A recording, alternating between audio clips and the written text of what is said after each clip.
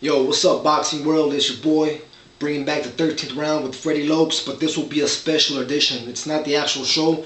This is just a little segment I'm gonna start doing when there's controversy or rumors floating around the boxing scene, just to voice my own personal opinion and help open up the eyes of a lot of people that are not knowing which way to go with this. I'm not trying to change anybody's opinion. I'm trying to make them understand, there's different sides to a lot of things that are being talked about. But obviously a lot of these people are just talking about what they want to talk about. And obviously the heated subject right now is Margarito's hand wrap incident before the Sugar Shane Mosley fight last month. I'm taking you back to the beginning. Margarito had his one of his hands signed, sealed, ready, delivered by the California State Athletic Commission, which brings up a lot of questions about these guys. Nazeem Richardson supposedly, well, not supposedly, he did feel something kind of weird with the wrap, so they obviously opened it up. At first, it was reported that these cinder block like little cement brick, whatever, horseshoes fell out of his glove with blood stains on them, and that right away they shipped them away.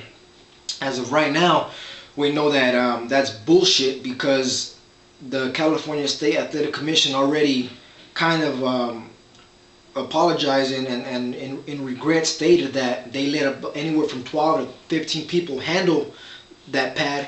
One of them being Sugar Shane Mosley, who was quoted on Friday Night Fights. Look it up on ESPN, or should I say BSPN, and you can see his interview clearly stating it was a soft knuckle pad. The controversy though is whether or not it had plaster on it, and if that's the case, believe me, I will sit the fuck down come March and I won't defend this anymore. You understand what I'm saying? But as of right now, there's no solid proof. Because a lot of fighters use knuckle pad. Up until now, I've always thought it was legal. I don't even know if it's illegal. Because a lot of fighters pad their knuckles to protect their knuckles. Which is something hard to understand about what's going on right now because they got prosecuted. I mean, they got suspended already now. Are knuckle pads illegal everywhere or just here? Because I've seen fighters use them all the time.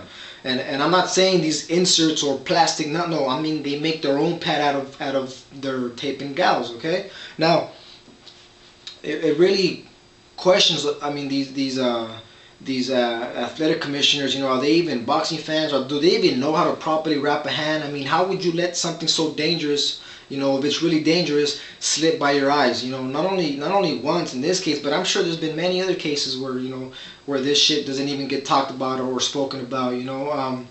It's becoming a big problem, a big circle of nonsense and BS. Because you know what, nobody's really wrong. Everybody's right to a point.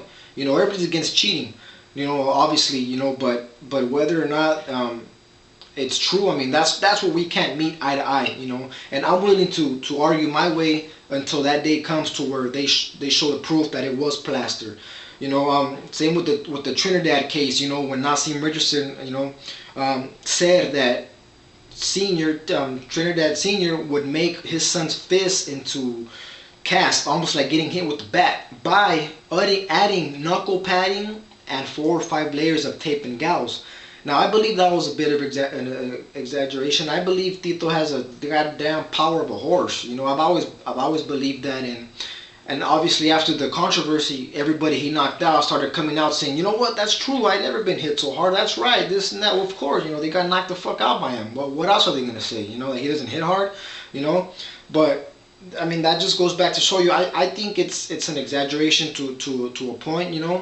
But if these things are going to get investigated, prosecuted, and hung, I mean, it has to be done with everybody. Not just what they want to choose.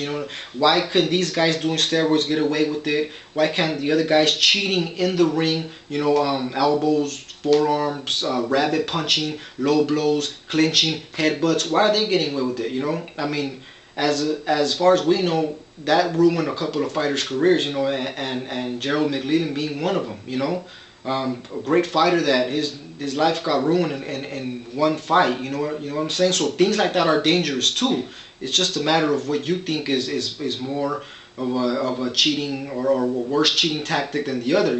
If you're gonna point the finger at one, then point the finger at everybody, and let's get down to the bottom of it. Not just what you think is bad. You know what I mean?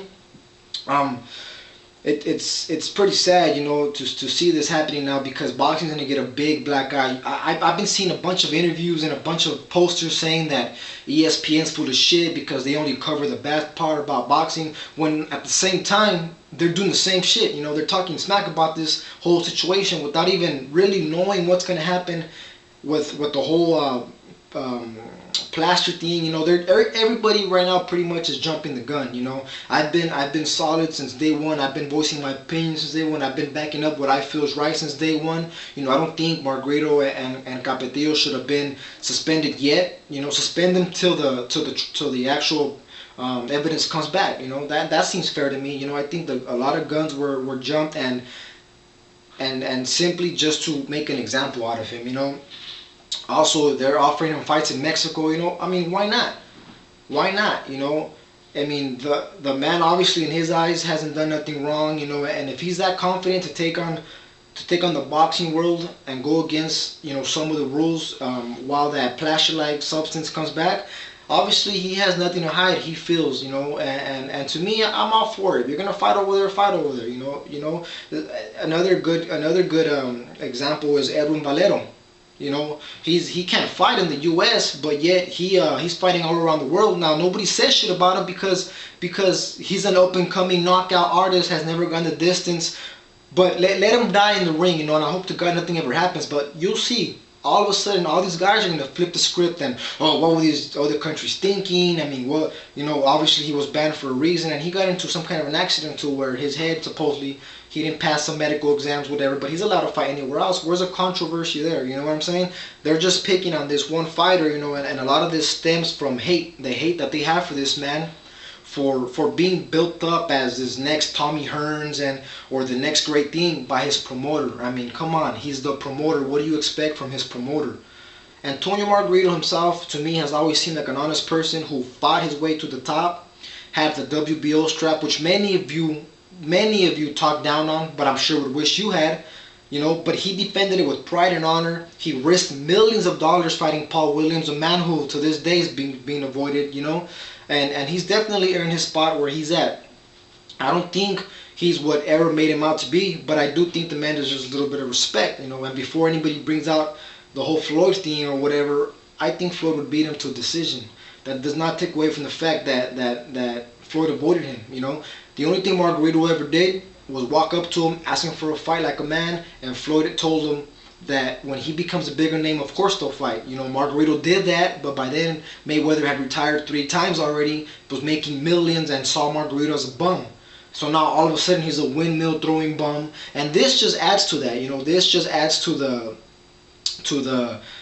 drama with, you know, with all the hate they already have for this man, you know. But me personally, you know, I feel like as boxing fans we got to stick together more, and we can't down these fighters. You know, nowadays these boxing fans nowadays, I mean I'm only 25 years old, but I know a lot of older, you know, boxing fans and with real knowledge of the sport and have stuck by their fighters through thick and thin. Nowadays you have a loss, you're a bum. You get dropped, you got a glass jaw, you ain't shit.